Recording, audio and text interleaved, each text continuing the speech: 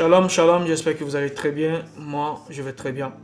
Je suis l'évangéliste Josué le Conquérant. Voilà, et là, je me tiens là présentement pour vous parler de quelque chose de très important. Et cette chose, c'est l'amour. Vous savez, on a tendance à dire qu'on aime Dieu. On a tendance à dire que nous sommes enfants de Dieu.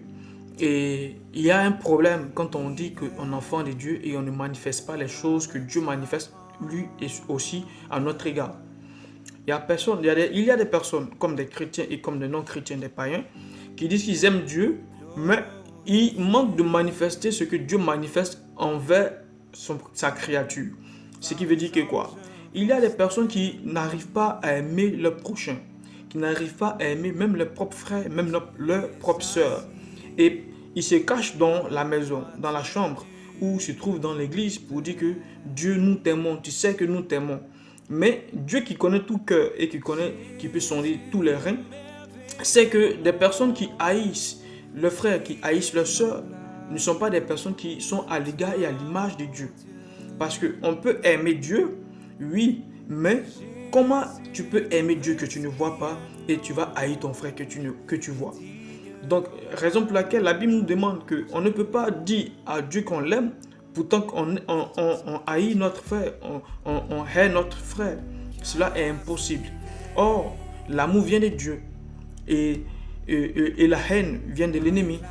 Donc, cette personne qui dit ou qui prétend dire qu'elle aime Dieu, pourtant elle haït son ennemi ou peut-être même son frère, n'est pas de Dieu.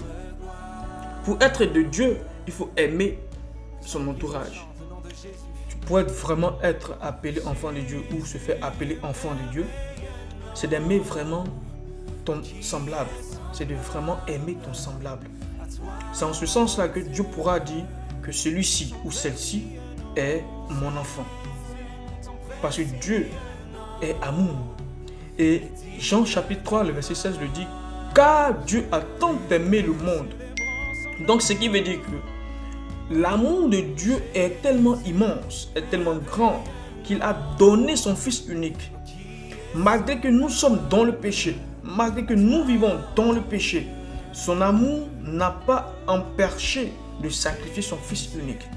Son amour pour nous ne l'a pas empêché à sacrifier son unique enfant, Jésus-Christ, pour lui qui est mort à la croix pour nous. Et Jésus-Christ même a manifesté son amour en donnant encore sa vie, en donnant encore tout de lui pour que nous soyons sauvés. Donc, si tu veux te faire appeler enfant, tu veux te faire appeler fils de Dieu, il faut manifester l'amour. Je chanterai gloire